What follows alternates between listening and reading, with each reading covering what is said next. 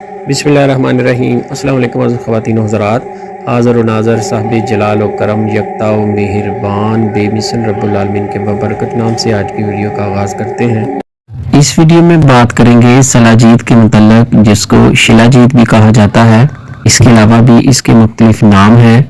सलाजीत स्याह रंग की एक रतूबत होती है जो मई जून की सख्त गर्मी में पहाड़ों की दरारों से ये निकलती है।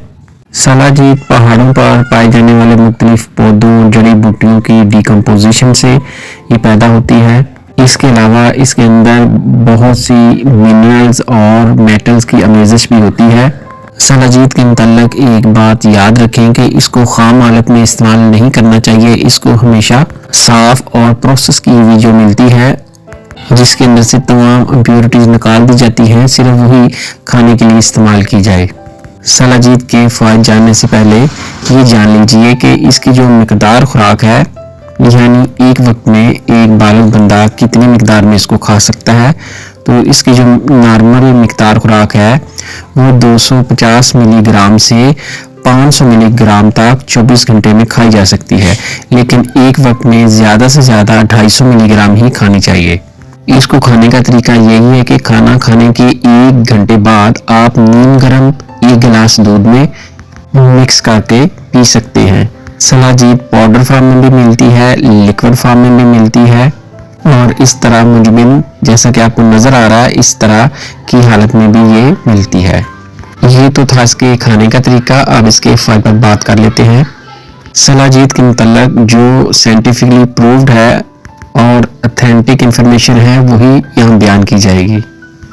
शिलाजीत के अंदर पल्विक एसिड पाया जाता है। ये एक स्ट्रॉन्ग एंटीऑक्सीडेंट और एंटी इन्फ्लेमेटरी एजेंट है, जिसकी वजह से ये सेल्स के डैमेज को रोक देती है, इसको स्लो डाउन कर देती है, यानी ये बतौर एंटी एजिंग काम करती है, यानी ये ज़्यादा देर तक जवान रहने में आपकी मदद करती है। शिलाजीत के अंदर पल्विक एसिड के अलावा amino acid, selenium, mineral salt, तकरीबन 84 इकसाम के दीगर ग़िज़ाई न्यूट्रिएंट्स पाए जाते हैं।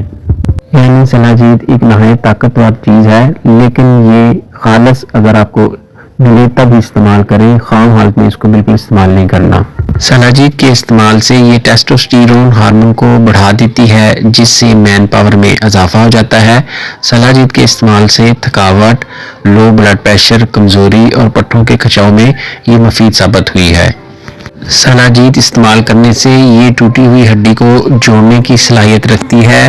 ये नर्व्स, हार्ट मसल और हड्डियों को कुव्वत देने में भी मावन मददगार साबित हुई है। सलाजीत का इस्तेमाल इनफर्टिलिटी में भी मुफीद साबित हुआ है। इसके इस्तेमाल से स्पर्म की तादाद बढ़ जाती है और स्पर्म की जो मोर्टेलिटी है वो भी बढ़ जाया करती है।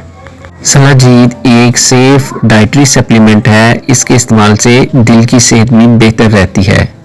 सलाजीत का इस्तेमाल आपके दिमाग के लिए बेहतरीन है। ये दिमागी सलाहियत को बढ़ा देती है, चुस्ती पैदा करती है। जदीद रिसर्च के मुताबिक अल्जाइमर डिजीज़, जो कि एक दिमागी बीमारी है, उसमें भी ये बेहतरीन है। एक बीमारी जिसको CFS कहते हैं, जिसमें इंतहाई थकावट रहती है, आराम करने के बावजूद भी थकावट दूर नहीं होती, ऐसी हालत में सलाजीत का इस्तेमाल बेहतरीन साबित हुआ है। ये जोड़ों, पट्टों, हड्डियों की कमज़ोरी में मुफीद है, इनको ताकत देती है और इनको मजबूत करती है। सलाजीत आयरन की कमी में मुफीद साबित हुई है। इसके इस्तेमाल से HB ठीक हो जाती है। खून की कमी से होने वाली अलामात जैसे कमज़ोरी, सांस फूलना, हाथ और पैरों का ठंडा रहना, सर दर्द होना, इर्रेगुलर हार्ट बीट का होना, इन तमाम अलामत में ये बेहतरीन साबित हुई है। सलाजीत का इस्तेमाल कमर के पट्टों को मजबूत करता है और कमर दर्द में मुफीद रहती है। ये तो थे इसके फ़ायदे। अब इसके जो नुकसानात हैं या वो कौन से मरीज़ हैं जो ये इस्तेमाल नहीं करते वो जान लीजिए। ऐसे मरीज़ जिनको सिकल सेल एनीमिया है या हीमोक्रोमेटोसिस है वो इसको हरगिज़ इस्तेमाल ना करें। इसके अलावा जिन लोगों को खारिश, एलर्जी या बवासीर है या दिल की धड़कन बहुत ज़्यादा तेज़ रहती है वो भी सलाजीत को इस्तेमाल ना करें। बाज़ लोग सलाजीत को इस्तेमाल करने से उनको आलूदगी आती है, उनके लिए भी सलाजीत मुयस्सर नहीं।